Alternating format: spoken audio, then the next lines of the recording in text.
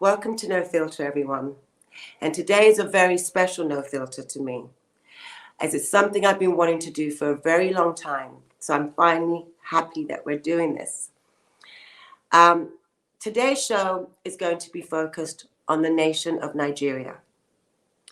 As you know, I always mention Africa, as it's very close to my heart.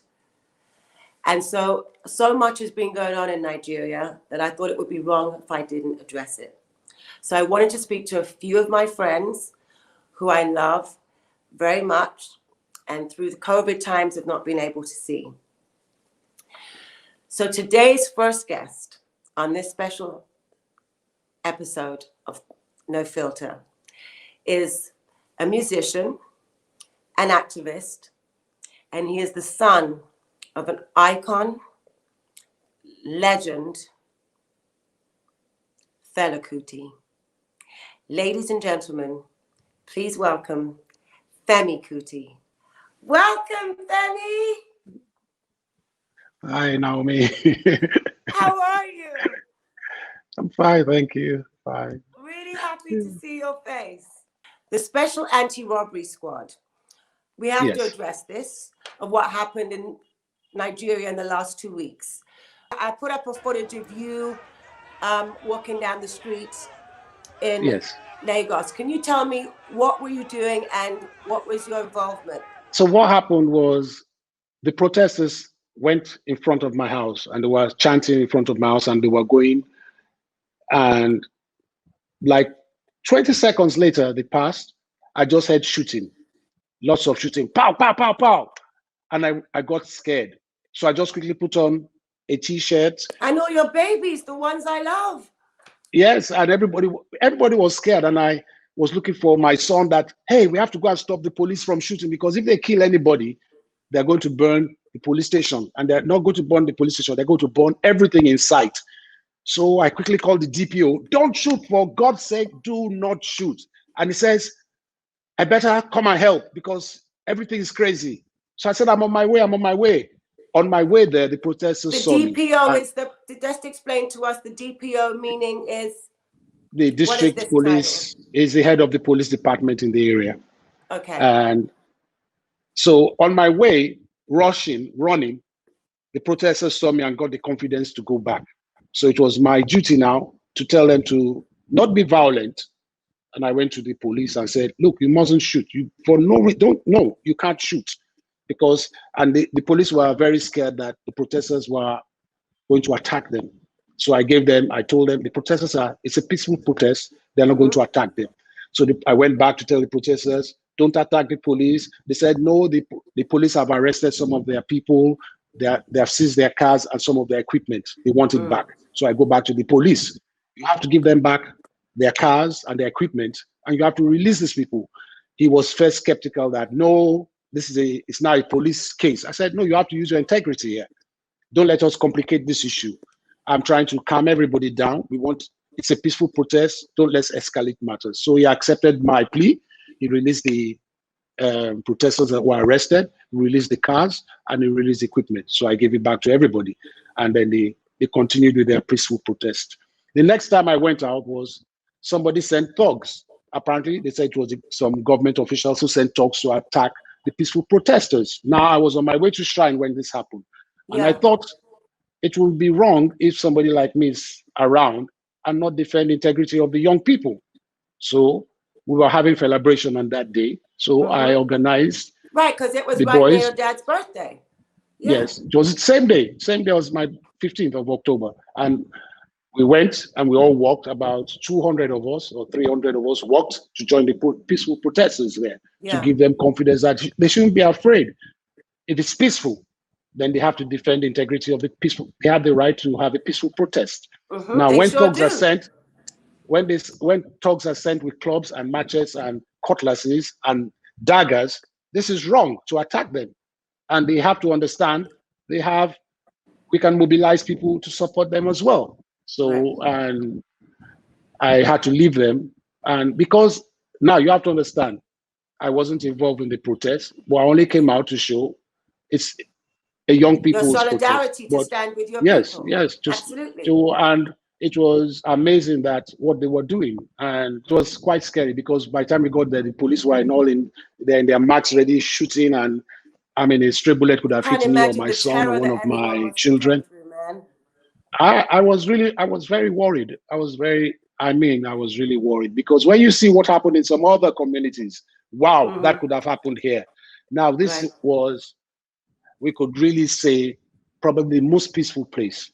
Now, because again, I went out, they came knocking on my door like 5 days later that they wanted me to attend another protest. And I kept saying, look, it's supposed to be your protest. Don't make this protest about me. They said they needed me to come because they said to have little squabbles amongst themselves. They wanted me to show my presence to calm themselves down. So I get there and I say, look, you have to understand what your protest is about. We want good schools for our youth. We want good roads, good healthcare. And I spoke to them like this, and let your protest be about this. And stop fighting amongst yourselves. Don't attack the police. Don't attack the King's Palace. Make sure it's, keep your dignity by making sure it's Keep peaceful, your no dignity matter and get what. what you need out of it. But Yes, supposedly they peaceful. did keep their dignity, and look what happened. Yes, in my area where I live. Yeah, you were safe, you were calm. You had a peaceful protest. We managed to make everybody understand it must be kept peaceful. Now, what Right. happened outside was really disturbing, really, really disturbing. What happened at the Lekki toll gate was, How did you feel? wow, I'm still in shock, should I say. People, let me first start by condemning the violence that erupted. But a doctor, a good doctor doesn't treat a patient without diagnosing why. And that's the problem the government is failing to do. Everybody, most people who are supporting the government now don't talk about why this happened. Oh, the protesters killed some police. The protesters became looters. The protesters burned some stations. But nobody wants to talk about what led to this. Because in Abuja, the protest was going there. Thugs were sent there. And those thugs beat up the protesters. Nobody said anything. The government didn't come out to condemn this. The protesters' cars were burnt. Some people say about 200 cars. I cannot verify how many cars. But I didn't see any government officials say this is wrong. We saw some police cars transport some of these thugs on social media to the site of the protesters. Nobody till now has said who did this, why, or any reason. Now, all this led to the violence that we are talking about. Now, when I went to the state where the government, Lagos State governor has his office, thugs were sent there as well. And nobody in government condemned this. The police were even present and didn't defend to ensure that peace was maintained. Right. The peaceful protesters had to protect themselves. Nobody came out and said, oh, we condemn this vehemently. This is unacceptable. You don't attack peaceful protesters. And the peaceful protesters kept asking. Now, these thugs came in a government state transportation service. I'm not saying the government paid for them, but they can trace who that driver was, where that they got that car for. Yes. Now, nothing has been, there's no enthusiasm to show to stop all this before the violence erupted. So all this led, when this generation now say, look, we have had enough of the SARS. Everybody knows there's no house, even my household, I've had squabbles with them. At the shrine, I mean, when I show myself, they respect me. But they will have arrested some of our fans, and I have to go there and say, look, stop arresting us. And they give us all the excuse. You've spoken to the SARS police before? Yes, several times. Even one of my house helps was arrested because they didn't like his hairstyle. So what? Right. Oh my God. Right outside my house, I had to run, put on a t-shirt, trousers. Why are you arresting him? They said, because of his hair. I said, where in the law does it say you can't have this hairstyle? And because of me, he was released. But there were about 8 other boys in the car, and they just drove off. And why are you arresting these boys? They just drove off. but they gave me my guy back. But this, we all know, look, anybody that denies this is happening in this country is I could use some very nasty bad words, but let's make it very polite, a liar.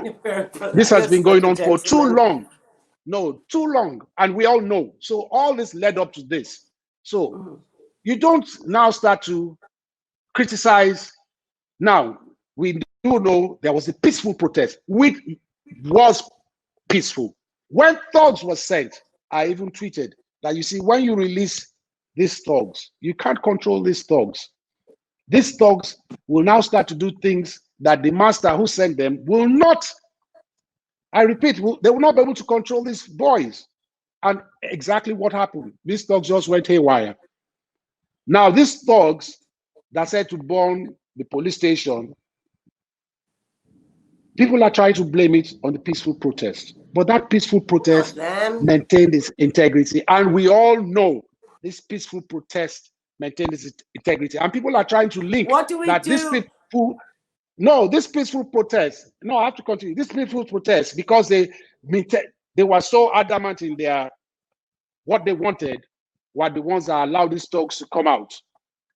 Now, for me, I see this as just excuses. Because if the government had tackled this problem that they cannot deny they saw, this vicious circle, long, even 5 years ago, 3 years ago, if they had addressed it. Now, this SARS, we have to understand that have been stopped 5 times. They are supposed to have been taken, they were cancelled about 5 times. And so why should they use trust them? Why should they use trust that these people are not going to come back again? Why should they believe their lies? So what should have happened was the government should have taken drastic actions, not just going on TV, actions that, and even if the youth say, you see, even if the youth say we don't believe you, it is the duty, because the government, they are civil servants. The government are not the bosses. This is not a mafia state. They have to understand they are public servants. So it is the duty of the government to always convince its citizens we are serious. So somebody like me who is on the outside following this story daily, I think it is the onus is on the government to convince its people that this time this government is serious about dissolving SARS. About what they're going to take by arresting those police officers. Even before any panel, those police that were being accused should have been arrested quickly, tried. I'm not saying they're guilty, but they should have showed evidence that they're arresting this police officer. Isn't this the way of the world right now? They're not arresting any of them. So you see, so why should the young people believe? So right now that the panel has been set and people already have their reservations. Now, the soldiers, now we go back to the Lekki toll gate. The governor of Lagos says it was forces above him that sent the soldiers to shoot. Then he says he accuses one of the politicians who turned off the lights, the company, and then that company says, no, it was the government that gave them the order, the governor. The governor comes and says, no, I didn't give you the order. You see the contradictions. The army says they were not there. Then the army says they were there. Then the army says the governor told them to come there. But it wasn't them that shot. Thank you. So when the government cannot tell its citizens who sent the army, who shot, now the soldiers said they didn't shoot, but you were there. If the soldiers were there and people shot, why did the soldiers not arrest or attack those people that were shooting? It is their duty as soldiers of the Nigerian army to protect. So you see, the more you go into it, it's as if somebody's hiding something and somebody doesn't want to deal. It's definitely not it's not transparent and clear, that's for sure. I don't want to be biased against the government because I have been very critical. So I think at my age, when I want to be critical, I have to be very objective. So these are the things I see. Yes. That I ask myself, if you are truthful with all these things, why are these things not taking place to convince this other side that this is really, truly, you are tackling this issue? Having said that, again, I will tell you again, I have condemned and will continue to condemn the attack on police officers or any because the peaceful protest should have been peaceful. But I will tell you, it wasn't that protest, or that peaceful protest, that was causing the violence. Do you feel that this will be a positive change? That those people that have lost their lives won't die in vain? If I look at my father's history and my history, I don't think the government has learned a lesson, honestly. I hope the government will learn its lesson. What is it that it's going to take to make it the place that it should be? So it's basically the powers that be. It's the government. I still believe Africa will become the envy of the world. We have too much talent and too much energy, positive energy. The biggest emerging market in the world. Yes. We just need people. Naomi, just imagine we had railway lines like in Europe or America that would take me from Lagos to Kenya. Can you imagine the scenery? Can you imagine all the jobs that will even be created? Put me on that train, please. I hope to be there very soon. I will let you know. I really thank you for your time today to be a No Filter. It's a special one for me. It's one that I wanted to do so much. So I thank you so much for coming on. Please kiss the family, kiss Yenny. I will. And thank you. I love you, and I will see you soon. And thank you so much. Thank you, Naomi. Love you too. Bye, my darling. Bye-bye. So our next guest today has devoted her life to improving the quality of the future and young generation of Nigeria, and is like a role model in the government of Nigeria. She's an incredible lady. She's extremely sharp, and she's told me she's not going to hold back. Please welcome Yemi Adamulako from the organization Enough is Enough. Welcome, Yemi. Hello, Naomi. How are you? I'm very well, thank you. Thank you so much for coming on No Filter. Thank you for having me. Now, I've always wanted to meet you. I've heard about you from our mutual friend, Hafsat, who actually put us together. Thank you, Hafsat. And your organization, Enough is Enough, you've been doing this for many, many years. Can you tell us what Enough is Enough is about? Sure. It's actually interesting. Enough is Enough started from a protest 10 years ago.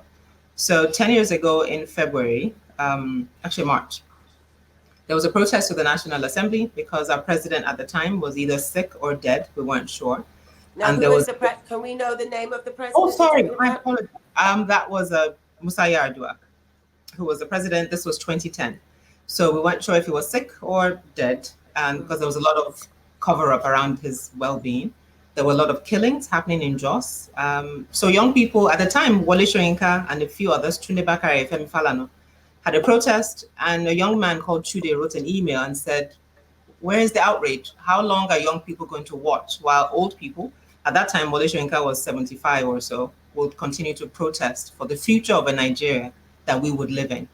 So in March 16, 2010, there was a protest with the National Assembly, just basically asking for what is now called the doctrine of necessity, that if we don't have a president, the vice president should be made acting president. Mm-hmm. And it was the first protest in Nigeria's history that was live streamed, covered by every major platform. And it was you would think that they would naturally know that, no? But if you don't want somebody else, because once he becomes acting president, then is closer, you have to accept that there's something wrong with the president. And they didn't want to come forward that he was ill, which was the case at the time. Mm-hmm. So the protest had a lot of influencers, Omotola, Omaumi, a lot of young professionals, and it was really quite significant for Nigeria, for that generation, for the first time speaking up. So protest in Abuja, protest in Lagos as well. And after that, we were like, what do we want to do? We can't protest every time we're upset. What do we want to do? It was a year before elections, and we decided to focus on the 2011 elections and get young people engaged. So we coined this phrase that's on my T-shirt, actually it's on the side: R for register, S select, V vote, and P protect your vote. And that was our campaign for the 2011 election. And that's how EIE came to be. So it's interesting that we're having this conversation 10 years from a protest started. Yes, yeah. So why is it so important to you to protect the young generation of today in Nigeria? It's incredibly important for us because young people, for example, in 2019, they made up 51% of the voting population. So they're all registered voters, not even voting population. They're actually the ones that have a voter's card that can exercise that franchise. In terms of voting population, I believe the numbers are about 70%. So significant population. And also because in the birth of EIE a decade ago, the Nigeria of the future is theirs. So if they don't start engaging now, don't start speaking up now, don't start shaping the Nigeria of 20, 30, 40 years from now, Yes. that's the Nigeria that they're going to suddenly wake up in and be like, what happened? Why? Redundant. Exactly. How did I get here? How is this so dysfunctional? How is this so dysfunctional? So it's important for them to understand their role and understand that the choices they make now would affect the Nigeria that they live in the future. So what are you doing in your organization? What are the things that you do that you focus on in bettering the young youth of today in the nation? One of the things we've really hammered on is the concept of the office of the citizen. So our tagline is that the office of the citizen is the highest office in the land. So your president is your highest elected office. But in terms of just office generally in a governance setting, it's the office of the citizen. So as citizens of Nigeria, even though we primarily started focusing on young people in a broad sense, that citizens need to understand the power that they have, such that every elected official has a job because you elected them into office. So therefore, the power dynamic should not be that you see them as a demigod or there's this old reverence. Yes, there's a space for respect. There's a space for giving them the respect that comes with their positional leadership. But it's quite important to understand that if not for you, they wouldn't have a job. So they owe you a duty to be accountable. Correct. To the job that you've given to them. And and it's a huge mind shift because I say that there are three things that affect how we engage. One, Nigeria has a history of military rule. So with that sort of mindset, government is them. If you don't want to get killed or don't want to get thrown in a jail for life, you tend to leave government alone. And that's under a military era where dissent was not encouraged. Then there's our cultural heritage as well that influences that. I'm Yoruba, which is the southwest part of the country. And in dealing with people who are older than you, there's a lot of respect. So when you have people who are older than you, who are in positions of authority, asking questions around, so how did you spend 100 million naira? Can be seen to be rude or be a bit uncomfortable of a conversation, but it's a conversation that must happen because you chose to go into public office. So I'm addressing you not as someone who's old enough to be my father or my uncle. In the position that you're in. Exactly. So I'm addressing you in the office that you hold. So culturally, that's also a bit of a challenge with younger people addressing old people. I mean, I talk about social media, for example. 2011 elections, social media played a huge role. And after the elections, a lot of government officials opened Twitter accounts and Facebook accounts. But they forgot that unlike radio and TV, that's unidirectional, social media is bidirectional. So they will say certain things and young people will say, you're lying. And they're like, no, talk to me like that. Right? Not used to that. At all. Not used to it at all. So they came en masse, they left en masse, but now it's settled a bit because they're used to the space. And interestingly enough, it's also providing job opportunities for young people because a lot of the new media, new media advisors are young people. So you are in office and you hire a social media advisor, a new media advisor, and young people. They're all young. All of those. It's all like exactly under 30 or 30's old. Exactly. In that so respect. that then in effect provided job opportunities. So one is military history that we carry. The second is the culture baggage of culture that can sort of impede engagement. And then thirdly, religion. We're a very religious society, as I'm sure you know. And so I'll speak for the Christian faith of which I belong. There's a lot of... Just tell me, how many religions are there in Nigeria? Well, predominantly two, but then there are a lot of sort of other traditional religions, if I want to call it that different ethnic groups also practice. But of the major faiths, it's Christianity and Islam. There's some Jews, Judaism, a bit of Judaism. You probably find some Buddhists as well, but the two dominant ones are Christianity and Islam. Right. So for Christianity, for example, there are 250 plus ethnic groups. So if you find some traditional religions, you might find quite a number of them. But for Christianity, for example, even in our language, we defer a lot to God. So we'll say God is in control, God will do it, God knows. So in the language, there's a lot of deference of responsibility that God will sort things out. So our engagement with governance is not one that seeks to take responsibility and hold people responsible. So that's really the role that we play. Re-emphasizing that in the office of the citizen, it's government that owes you a duty to explain what it is they're doing and not be offended when you ask questions. So now let's go straight to what happened 2 weeks ago. Obviously, what you're saying to me, these people, these innocent protesters are people that you support because they should have their voice. Yeah. What is your interpretation of, and how do you feel about what happened to those young innocent people? Wow. It's been a whirlwind in the last 2 weeks for a number of reasons. Number one, I think it's also this part of understanding our engagement with government. So Nigeria is a democracy, technically. In a democracy, people can protest peacefully. It's their inalienable right, freedom of association, freedom of assembly. On that particular day, there was supposed to be a curfew, but they hadn't broken curfew at the time that the military showed up. Why was there meant to be a curfew?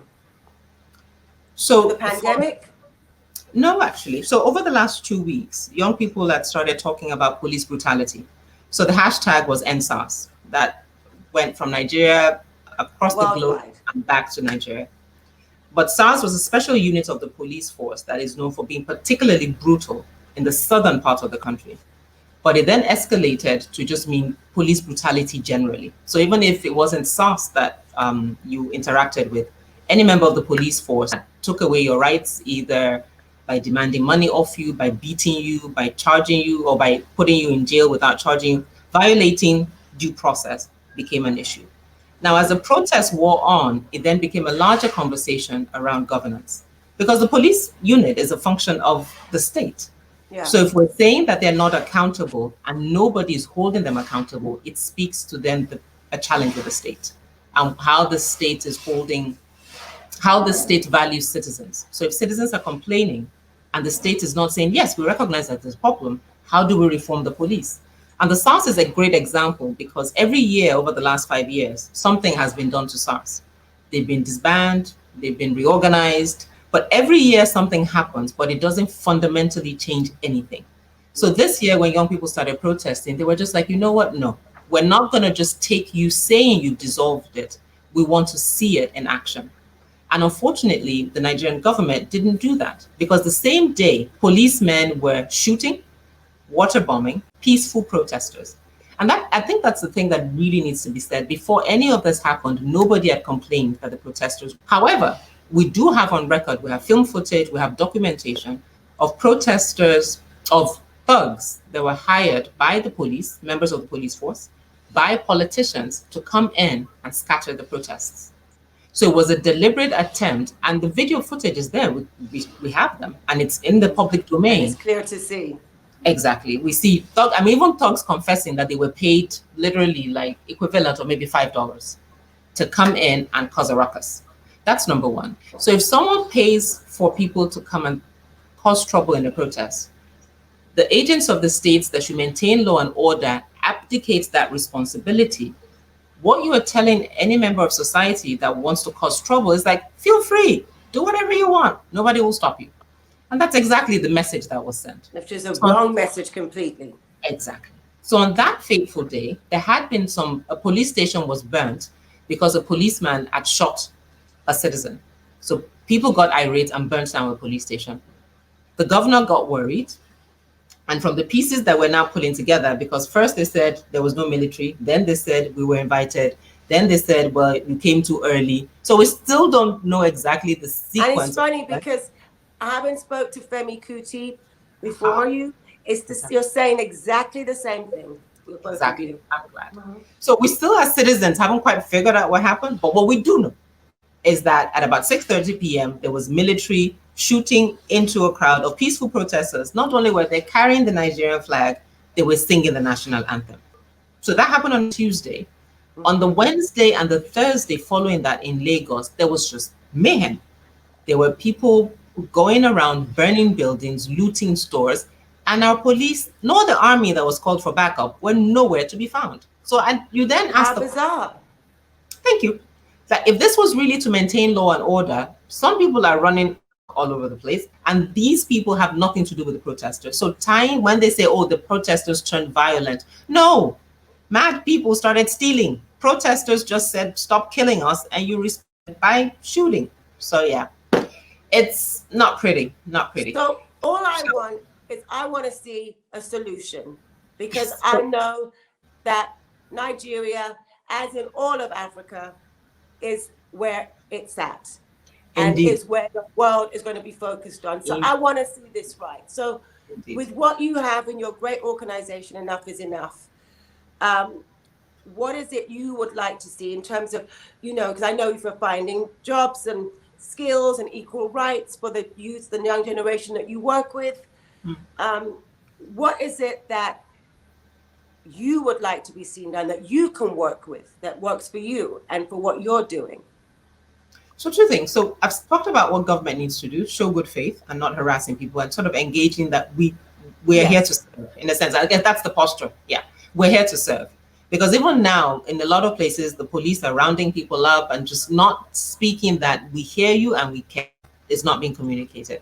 On the part of citizens, really just continuing to educate communally and letting ourselves understand the power that we have and engage. Because it is in understanding how government works, understanding how to engage, and putting pressure on duty bearers that we can get the results that we want. And I guess the third piece of that, if I want to say that, is a lot more young people choosing to run for office. There's a lot of talk of that happening now, because ultimately the policies that you want to see will be driven by people who are in political office. So one is to hold them accountable. Grooming some of the young people you work with in that Not direction? grooming, but I would say encouraging, not directly grooming, but I'll definitely say encouraging, because there are some people who have a flair for it, a flair for engaging communities, a flair for speaking, a flair for doing the work that's required. And we definitely should have more people who have the right values and mean well for the Commonwealth who choose to run for office. Do you believe in your country, Yemi? Do you believe it? Most definitely. I wouldn't have done this work for 10 years if I didn't believe that Nigeria should work. And I tell people that, in a way, my work is slightly selfish, because I really just don't get why anybody should have the power to make life difficult for me. I think I deserve a good life, so I will work to make it happen. But I definitely believe in Nigeria. It's an awesome country. We have fabulous people, as you've met. We have fantastic natural resources. Our topography is first class. There's absolutely no reason why Nigeria should not indeed be the giant of Africa, not only in name, but also in deed.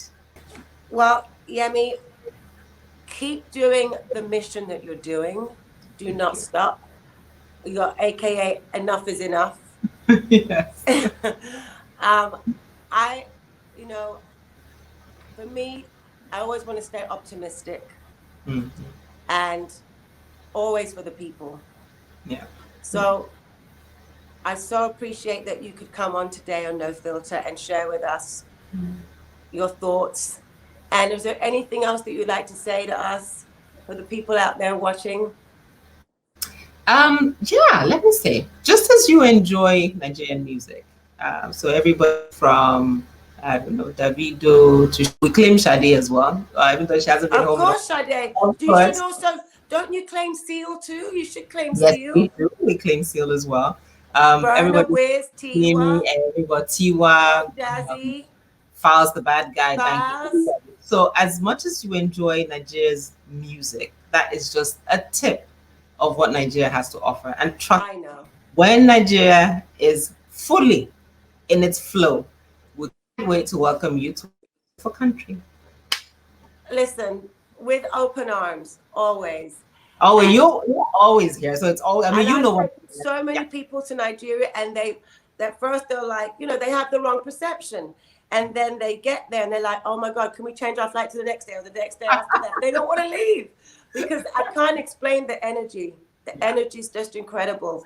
And that's why it's so important that we keep this energy and we build on this energy and we build and give the foundation to the young generation that's going to be the leaders of our future. And I feel like maybe, not maybe, the time for change is now. Indeed. It's in the air. Their voices have to be seen. They have to be seen and their voices have to be heard. And that's just the way it is. And they're not backing down. So that's really exciting as well. That they understand what is at stake. So then let's try something different that they've never tried before. Let's try listening, Nigeria. And then let's have it to be back to harmony, or take it to a new harmony that they've never had. Yes, indeed. Thank you so much, Yemi. I really appreciate it. I'm so grateful to have you on No Filter, and thank you so much for your time all the way from Lagos, Nigeria. Thank you so much. Thanks for having me. Thank you very much. Thank you. Have a blessed evening. So our next guest, well, I've traveled all over the world, and everywhere I've been in all these different hotel rooms, I've had her smiling and welcoming face informing me and all of us of what was going on in the great continent of Africa. You all know her. She's been in Africa for the continent for a very long time, and we all love her. Ladies and gentlemen, please welcome the amazing and wonderful Aisha Sesay. Hi! This is weird. You should be doing me. It's very weird. I feel like we've swapped places. How are you? I'm good. 2020's been a weird year. We've talked about it at points, but I'm hanging in there. How are you? Well, I'm good. I mean, we spoke at the beginning of COVID when I was in lockdown in New York. Yeah, we did. And at that point, we were still trying to figure out where the lines were in terms of like going out, engaging with people, how we were going to keep our minds and our bodies healthy.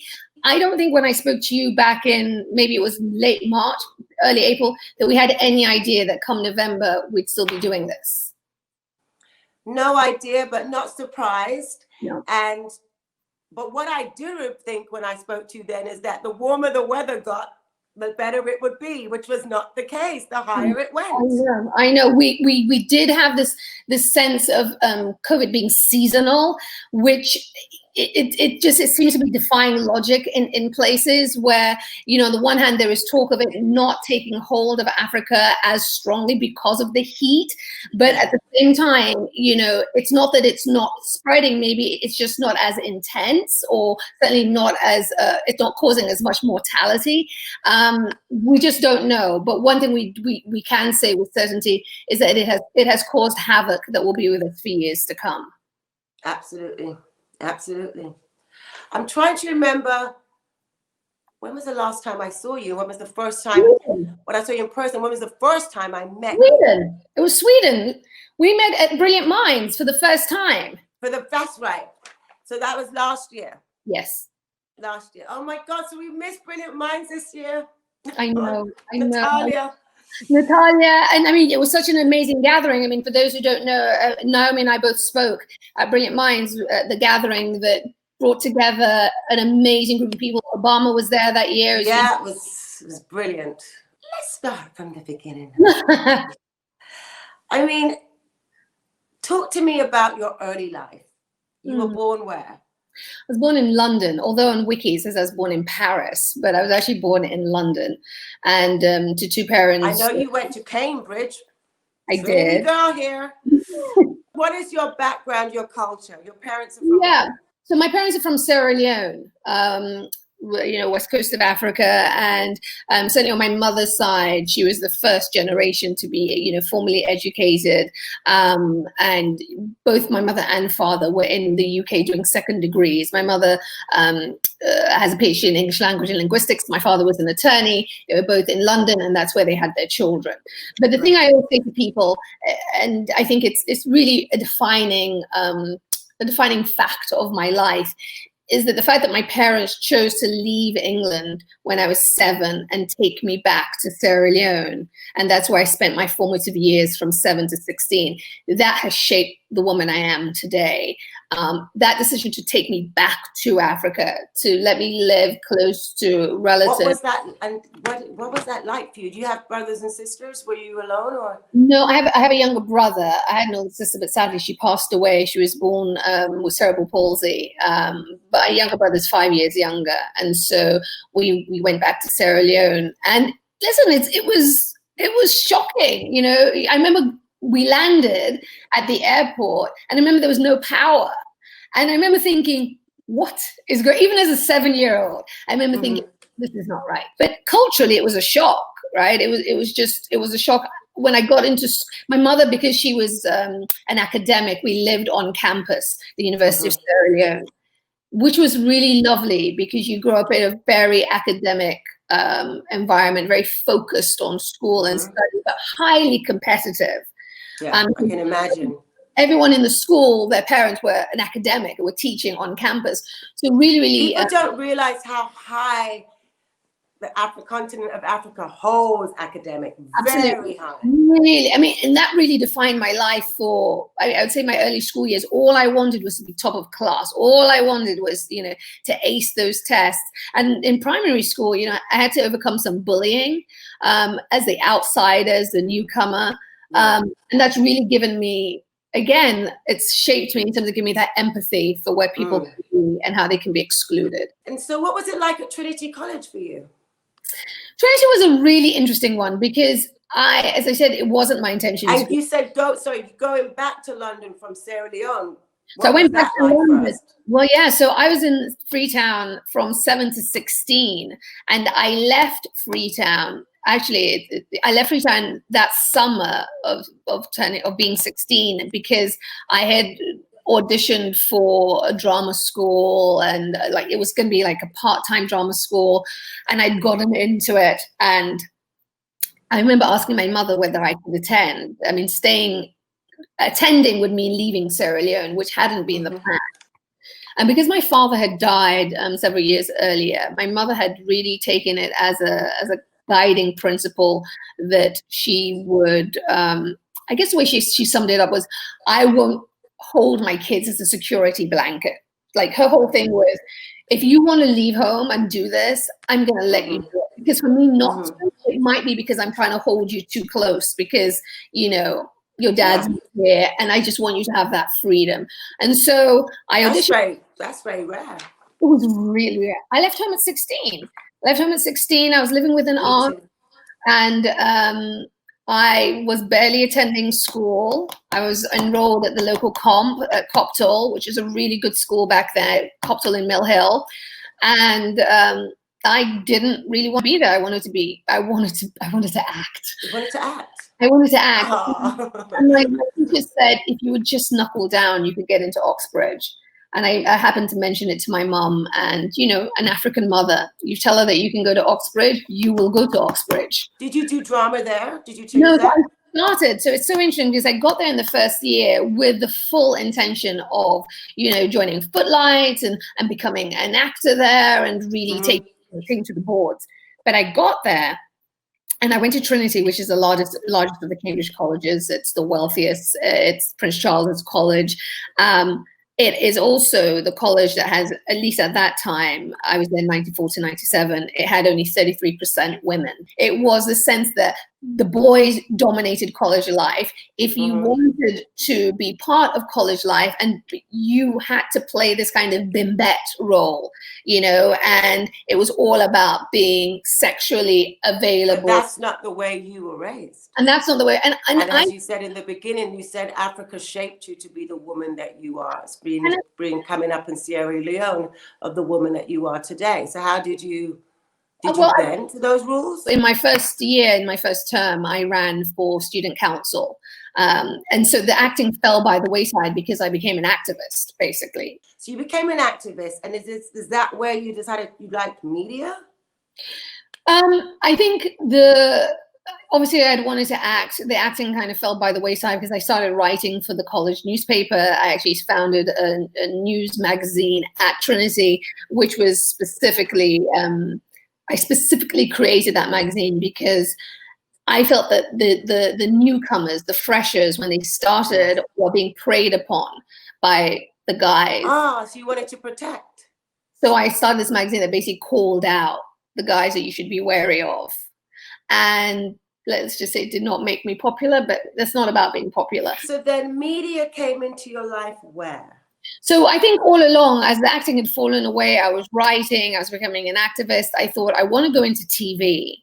I want to go into TV, especially because in those days, everyone was either being a doctor, a lawyer, a management consultant, an engineer. I had done English literature, and I thought, well, I'll go into TV. Yeah. And so I loved English literature. And it was the best thing ever. And that's really, as I finished Trinity, I decided that that's what I wanted to do. And my first job was on Kilroy. As a booker, I booked guests on Kilroy. Remember Kilroy? Yeah. You were at CNN for a long time. What? 13. 13? 13 years. You know, you were in our homes. It's like we felt, I mean, it feels like we know you even before we know you, which you know what I mean. Yeah. It's like, it's a little different with pictures, I think. We hear you speak, so we hear you give us advice and open our minds and tell us about places that we've never been to. How did CNN come into your life? Yeah, so, I slowly built my career, and I say this to everybody who decides that they want to go down this path of journalism and being on camera. You take the opportunities as they arise, even if it's not exactly the opportunity you were seeking. So going to book guests, that wasn't what I wanted to do. I wanted to be on camera, but it's about getting into the industry. So I did Kilroy, then I moved to Scotland for a reason too complicated to go into, because Kilroy was on break. And while I was in Scotland working for BBC Scotland, I decided to remain in Glasgow because I was convinced I would get my break there of being on camera. I lived in Scotland for about 3 years. I really built up my tape, my reel, back to London. Again, trying to figure out how I was going to get in front of camera, doing bits and pieces. And then I got a break at Sky Sports News. And that was really my first big job in TV. And so I was at Sky Sports from about 2002 to 2005, early 2005. Oh, I was out the country then. I don't think I saw that. And that was my first break. I was a sportscaster. I did Good Morning Sports Fans. And it was while I was at Sky that I thought, there's got to be more to life than talking about David Beckham's groin. And it was also at the time where football was, it was those Chelsea years and those Man United years. Yeah. It was everything. But instead it is to me. I love English football. I mean, I love our football. It is. Sorry, folks. It's amazing, and it's such a unifier. But for me, at that point in time, I started watching a lot more international news and thinking, the world's really on fire. There's a lot happening right now. And that's when I decided that actually I wanted to move to a network like CNN. And I literally called up my mom and I said, I'm going to go and work for CNN. And she said, what's the plan? And I said, I'm going to make a new tape. I'm going to put all my clips together and we're going to send it to them. And that's what we did. And a year later, I was working for CNN. Fantastic. Now, you've been in some trenches. Yeah. And so we're going to go straight to it. I mean, I've seen you. I've in my mind, I recollect and I can remember seeing you in some of the places that were under real fire. Yeah. And you reporting from these places. What was that like? Yeah, I mean, everybody knows, at least a lot of people know me from my Nigeria work around the Chibok girls, but I also go back to reporting from Iraq just after a massive car bomb had gone off and had blown windows in our bureau, and it forced us all to duck, and coming up live, to do that reporting. You've seen a lot. You've seen more than most eyes will ever see in a lifetime. We're going to go straight to what happened 2 weeks ago in Lagos, in Nigeria. To see the continent that you love, that you've spoken about, that you support, how did that feel for you? Because I watched you do your interview with DJ Switch. How did that feel? It was devastating. It was devastating because what it said to me was that, excuse me, and I'm getting choked up, because it said to me that, and let's keep it narrow to Nigeria, that the government felt an absolute sense of impunity and a sense of really being above and separated from its own people, that it would take that step of harming them in such an egregious way. And I just couldn't, I couldn't really process the fact that that is where we are. We want so much better for Nigeria. We love our Nigerian brothers and sisters. We think that they are amazing, at times aggravating, because there's so many of them and they're so emboldened by their size and their power, but it's what we love about them, that boldness. And we want so much better for them. And so to see that response to a legitimate demand for better for themselves, it broke my heart. And then you're like, are we moving forward as a continent? And where are all the African leaders who should be standing up individually to condemn what happened? Where are they? Agreed. What is it that needs to be done? Solution. What do you see from your point of view? New leadership. That's what we need. I mean, it's not just a Nigeria problem. It is a problem of us having a continent that is getting younger and will soon have the largest number of young people in the world. And us having the average age of a minister, a political figure, is 60. Like, Nigeria's average age is 18, and the average age of leaders is something like 60. Right? It's at least that kind of a gap, if my numbers are. Big age gap. I mean, so we need leadership that is more representative of the people that they are governing. We need a whole new mindset around governance and around accountability and around what it will take for us to get our continent moving economically at the level it should be operating at. Now, listen, that is a complicated one, because some of that has to do with the World Bank. It has something that has to do with the way our debt is structured and the that these institutions place on our economies. It is a complicated one, but some of it is also simply just that we could do with not being as corrupt as we are in certain places on the continent and actually investing in education. I feel like the investing is definitely necessary. People coming and investing into the infrastructure of Africa and making the continent feel that it is part of the globe, because it's often been left to you take care of your own resources. It's about getting more young people in positions of leadership. I absolutely believe that. And excuse me, whether it's from local government to national government, we need more young Africans to be in positions of leadership. We need to see education levels increased. We need to see the investment in the right types of education for the world we're moving into, which is very tech driven. We need more of doubling down on that. We also need to see more African women in positions of decision making, because that also will help the continent and strengthen its position and its development. So I think there are various things we need to do, but also I think fundamentally, and something that could happen right now is, we could have a fairer global economic system that allows Africa to trade and allows Yes. Africa to restructure its debt, so that we're not putting all our money into repaying debt. And that repaying. Exactly. Absolutely. Listen, I want to thank you for coming on, but before we close, I just want to talk about your book, your wonderful book. Yeah, and also before you say anything else, I do want to just say this to everybody, and I said this when we spoke in March, April, that you supported me so profoundly, and I think about the fact that we only met last year, and yet I feel like I've known you my entire life, and you have been a sister right from the first moment when I met you, and you supported me with that book, you championed that book, and I can't even just say how much it means. Let's let the viewers know what the book's called, but we're going to show the book. It's called Beneath the Tamarind Tree. It's about the stolen Chibok. Listen, I believe in you, and I'm so proud of you. I want to say thank you so much for being on the show today, Aisha. Thank you for your time. Thank you for your words of wisdom, because it's always words of wisdom and truth and honesty. Thank you. I love that you're just brutally honest in your interpretation of what you see and how you see it. And that's what we need today.